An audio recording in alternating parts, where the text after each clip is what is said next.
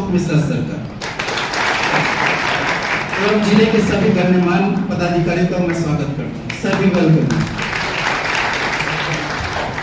Sir आप लोग से कुछ एड्रेस करना चाहते हैं sir, so I welcome Shri Amit Lal Meena sir. Sir please.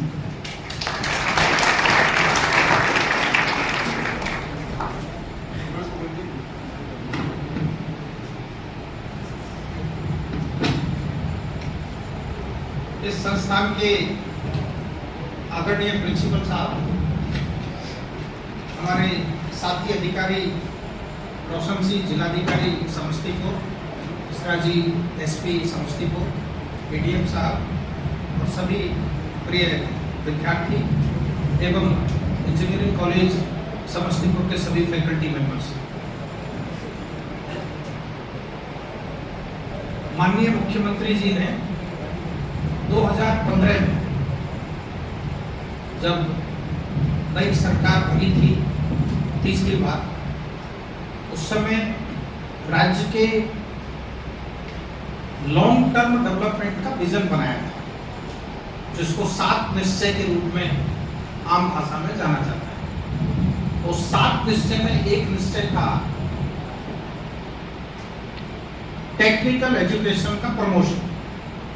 उसमें उनकी कल्पना थी कि हर जिले में सरकारी इंजीनियरिंग कॉलेज की स्थापना की जाए और इसी तरह पॉलिटेक्निक कॉलेज की स्थापना की जाए end of course medical colleges की स्थापना भी शामिल है। पिछले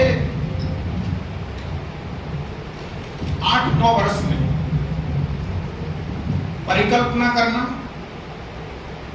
बिल्डिंग बनवाना, पढ़ाई शुरू करवाना, फैकल्टी की समुचित उपलब्धता सुनिश्चित करवाना और 2-2 बैचेज पास आउट हो जाना, ये किसी दृढ़ निश्चय से ही संभव हो सकता है जो आज इस संस्थान के रूप में हम लोग के साथ।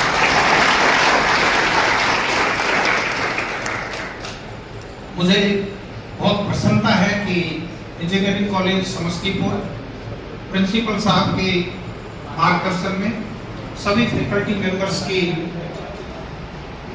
कड़ी मेहनत और इस संस्थान को नई ऊंचाइयों पर ले जाने की जो इच्छा शक्ति है, उसके फलस्वरूप संस्थान अच्छे तरीके से चल रहा है। और मुझे ये बताया गया कि पिछले 2 बैचेज जो यहाँ से पास आउट हुए हैं, उनमें लगभग 90% विद्यार्थियों को अच्छे से अच्छे रोजगार का प्लेसमेंट हुआ है। ग्रामीण परिवेश में अवस्थित यह इंजीनियरिंग कॉलेज के बच्चे पढ़कर के इतना अधिक अश्योर्ड एम्प्लॉयमेंट मिल जाना बहुत ही संतोष का विषय है। वो तभी संभव है जबकि यहाँ की फैकल्टी ने अत्यधिक मेहनत की हो, बच्चों ने अत्यधिक निष्ठा के साथ मेहनत की हो और अच्छी परसेंटेज हासिल की हो, अच्छा प्रैक्टिकल ज्ञान अर्जन किया हो, तभी ये बात संभव है। तो मैं इस अवसर पर आप सभी को बहुत बहुत शुभकामना देता हूँ और सभी स्टूडेंट्स को ये कहना चाहता हूँ कि ये 4 वर्ष जिसमें आप इस इंजीनियरिंग कॉलेज में हैं, आपके जीवन का स्वर्णिम काल है। आपने इसमें प्रवेश लेने से पहले 10वीं 11वीं में तैयारी की थी, वो बहुत मेहनत और स्ट्रेस का समय था। लेकिन उसके बाद 11वीं और 12वीं करने के बाद में जब आप जेई के थ्रू यहाँ पर एडमिशन पाए और तब से लेकर के ये जो 4 वर्ष है, ये आपके जीवन का बिल्कुल गोल्डन टाइम है। इसमें जितना अधिक आप अपने आप को तप करोगे, जितना अधिक तपस्या करोगे, उतना आपका जीवन सुख में रहेगा।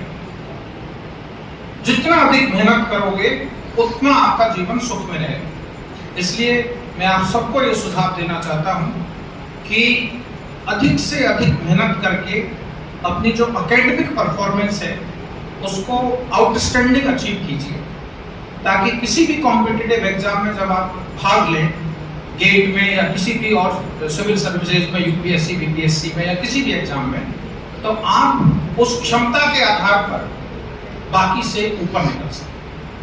और ये तभी संभव है भाइयों बच्चों कि जब आप मेहनत करो। अपने सब्जेक्ट पर यदि कमांड है, किसी के पास मान लिया सिविल इंजीनियरिंग है, उनकी सिविल इंजीनियरिंग पर कमांड है, यूपीएससी में 250 के 2 पेपर होते हैं, यदि आपकी कमांड है और 250 में से आप 250 नंबर भी यदि ले आए तो आपको सिलेक्शन से कोई नहीं रोक सकता। और 4 साल जब आप मेहनत करते हो तो सिविल इंजीनियरिंग पर तो डेफिनेटली कमांड हो ही सकती है, यदि हम अपना समय इधर उधर जाया नहीं करें और मेहनत करें तो ये पॉसिबल है। तो इसलिए मैं आप सभी को ये गाइड करना चाहता हूँ। मैं भी इंजीनियर हूँ, मैं MNIT प्रिंसिपल साहब हैं उसी इलाके में जयपुर में MREC होता था, मालवीय रीजनल इंजीनियरिंग कॉलेज, बाद में वो MNIT हो गया। तो मैं उसी का इलेक्ट्रिकल इंजीनियरिंग का विद्यार्थी रहा हूँ और IAS में आने से पहले इंजीनियरिंग कॉलेज कोटा में मैं फैकल्टी थी। I was teaching there for 9 months। Exam देने के बाद और सिलेक्शन के बीच में I was lecturer in engineering college Kota during the year 89। तो मैं आप सबसे यही कहना चाहूँगा कि ये बहुत ही जीवन का स्वर्णिम काल है आपका। मेहनत करो, कोई इधर उधर समय बर्बाद मत करो, कोई गलत आदत नहीं डालो। कई बार होता है कि इंजीनियरिंग कॉलेज में एडमिशन हो गया, नौकरी तो किसी तरह मिल ही जाएगी, ऐसा समय अब नहीं है।